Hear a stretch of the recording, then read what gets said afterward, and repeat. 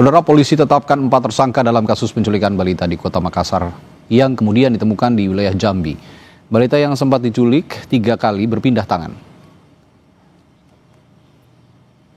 Kapolda Sulawesi Selatan Irjen Juhandani Raharjo Puro menyatakan 4 orang yang ditetapkan sebagai tersangka berasal dari beberapa daerah. Seorang perempuan asal Makassar yang berperan sebagai penculik dan kemudian menawarkan melalui media sosial. Kemudian ada perempuan lain asal Sukoharjo, Jawa Tengah yang membeli balita yang diculik seharga 3 juta rupiah. Kemudian ia membawa balita ke Jambi. Balita itu kemudian dibeli seharga 30 juta rupiah oleh pasangan asal Merangin, Jambi. Dan oleh pasangan ini balita yang diculik kembali dijual ke pihak lain seharga 80 juta rupiah. Pasangan asal Jambi ini mengaku telah 9 kali menjual balita melalui media sosial. Polisi pun menjerat tersangka dengan Undang-Undang Perlindungan Anak dan Undang-Undang Tindak Pidana Perdagangan Orang.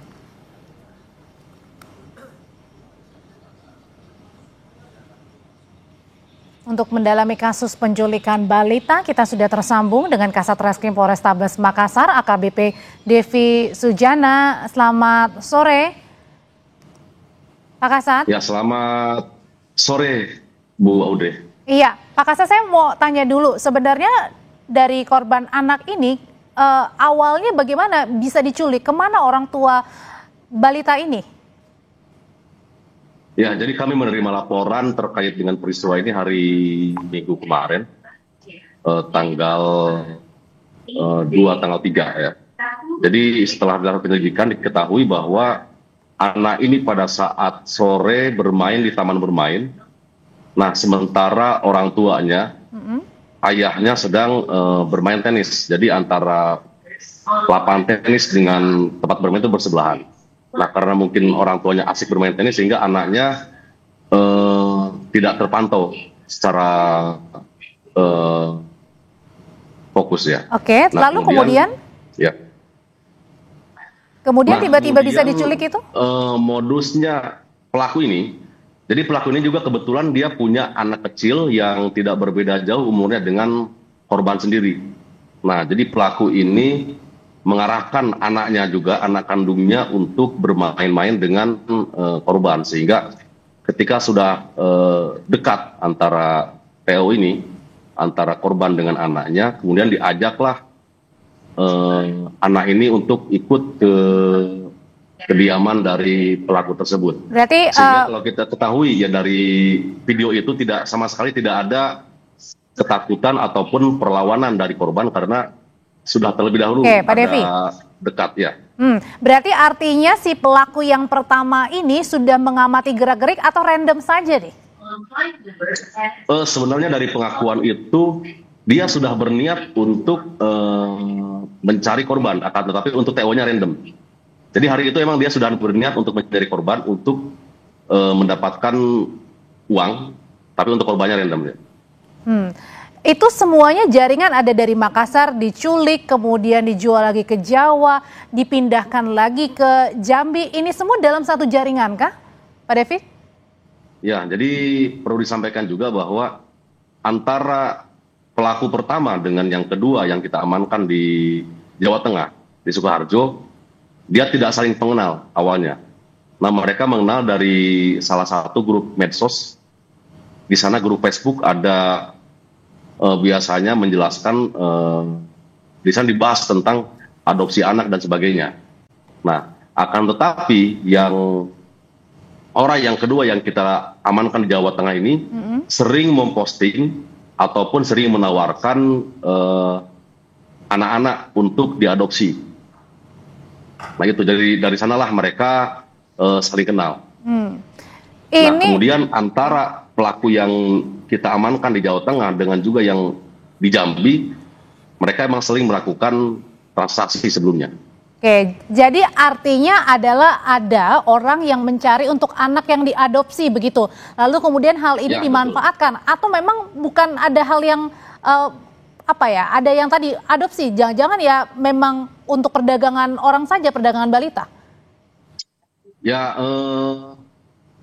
dari hasil penyelidikan, Mbak. Dari hasil penyelidikan ada beberapa yang sudah mereka lakukan. Seperti yang kita amankan di Jambi, dia sudah melakukan 9 kali hal serupa. Kemudian untuk yang di Jawa Tengah tersebut sudah melakukan 3 kali. Akan tetapi tidak menutup kemungkinan mereka melakukannya lebih dari itu. Karena kita lihat dari aktivitas media sosialnya dari kedua belah pihak tersebut, sudah lama mereka melakukan hal tersebut. Dan dia sering ada komunikasi dengan pihak-pihak lain yang menanyakan ataupun menawarkan tentang bayi ataupun anak kecil yang mungkin bisa ditransaksikan. Oke, nah itu sudah dilihat juga jaringan di dalamnya, apakah memang bermainnya di media sosial kah? Sementara ya hasil penyidikan dari sana, Mbak. Oke, nah dari barang bukti sendiri, apa pada saat yang pertama kali Pak Kasat dan juga tim begitu temukan dari balita ini pada saat pertama kali ditemukan di Jambi? Kondisinya seperti apa? Jadi alhamdulillah kami dalam pengungkapan ini kita mendapatkan support dan bantuan dari semua pihak, terutama seperti dari Polda Jogja, kemudian Polres Sukoharjo, kemudian juga kita dibantu penuh juga oleh jajaran kepolisian dari Polda Jambi, kemudian juga dari Polres Merangin dan juga Polres Kerinci. Nah, ketika korban ini sudah berada di tangan terakhir, yaitu di komunitas masyarakat di pedalaman Jambi di Berangin, kami mendapatkan bantuan penuh untuk komunikasi dengan masyarakat tersebut sehingga kita bisa bertemu dan juga kembali kita bawa korban tersebut dalam keadaan selamat. Itu pada saat yang terakhir di tangan yang berada di pedalaman Jambi itu, Pak Kasat, ya. Apakah ada orang yang melapor atau dari tim gabungan yang kemudian mencari-cari di media sosial misalnya? Sebenarnya itu kita dapatkan laporan awalnya, laporan dari orang tua korban sendiri. Jadi laporannya hari Senin kami cek laporannya, kemudian kami juga awalnya biasakan laporan seperti ini, kami mengira ada masalah keluarga, karena biasanya kalau ada anak kecil di laporan hilang ternyata itu ada masalah keluarga antara suami dengan istrinya. Kami mengira ke sana. Tapi ternyata setelah dilakukan pendalaman, perdagangan ya? Ya betul, ternyata korban ini diambil oleh seseorang. Nah, setelah kita lakukan penyelidikan, kita dapatkanlah pelaku pertama yang berada di Makassar. Nah, kemudian kita kembangkan sampai dengan Sukoharjo, kemudian juga sampai dengan Jambi. Nah, untuk yang Sukoharjo ini, pada hari yang sama mereka dia langsung berangkat dari Sukoharjo lewat Jakarta ke Makassar. Devi, ya. Kalau gitu ketika tadi ada dari Makassar ke Jawa, ke Jambi terakhir ditemukan, ini sebenarnya satu sama lain mengenal, adakah jaringan di belakangnya ini? Karena rasanya mungkin nggak sih bekerja sendirian masing-masing? Ya itu yang masih kami dalami, Mbak.